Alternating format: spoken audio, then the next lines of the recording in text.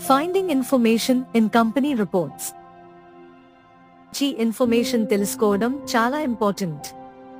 ఈ ఇన్ఫర్మేషన్ మనం various sources ద్వారా యాక్సెస్ చేయొచ్చు. మనం ఇవే సోర్సెస్ యూజ్ చేసి కంపెనీ డీటెయిల్స్ కలెక్ట్ చేసి అనలైజ్ చేయడం నేర్చుకోవాలి. Primary sources of information. Annual reports.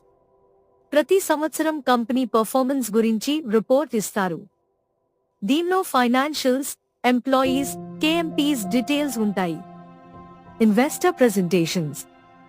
Management 20 నుంచి 40 వరకు స్లైడ్స్ తో బిజినెస్ ఎక్స్ప్లెయిన్ చేస్తారు. ఉదా trucks count, sales, industry trend. Conference calls. Investors questions అడిగే కాల్స్. మేనేజ్మెంట్ ఆన్సర్స్ ఇస్తారు. ట్రాన్స్క్రిప్ట్స్ లేటర్ అందుబాటులో ఉంటాయి. Interview. Management YouTube, news channels లో కంపెనీ గురించి మాట్లాడతారు. DRHP, draft red herring prospectus. IPO ముందు కంపెనీ 400 నుంచి 500 వరకు పేజెస్ డీటెయిల్డ్ డాక్యుమెంట్ పబ్లిష్ చేస్తుంది. దీనిలో business, risks, financials, fund usage info ఉంటుంది. Corporate announcements. కంపెనీస్ తగిన అప్డేట్స్ గురించి రెగ్యులర్ గా అనౌన్స్ చేస్తుంటాయి. ఇవి షేర్ హోల్డర్స్ కి తెలియజేయాలి. అండ్ ఎన్ఎస్ఈ లేదా బిఎస్ఈ వెబ్సైట్స్ లో వీటిని చూడవచ్చు. ఎగ్జాంపుల్స్. కంపెనీ కొత్త మార్కెట్ లోకి ఎంటర్ అవుతుంది.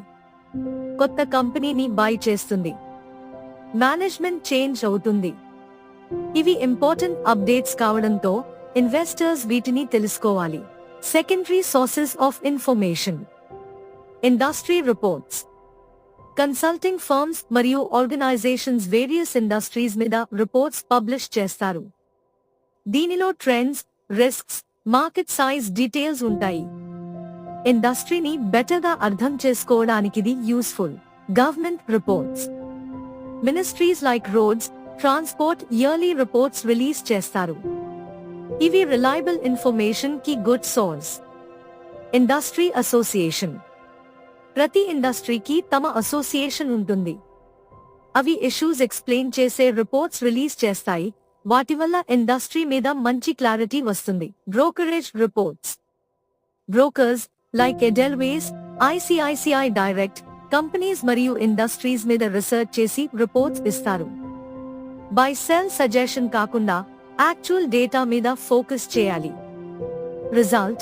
మనం సెకండరీ సోర్సెస్ యూజ్ చేసి ఏ ఇండస్ట్రీ గానీ కంపెనీ గానీ డీప్ గా అర్థం చేసుకోవచ్చు.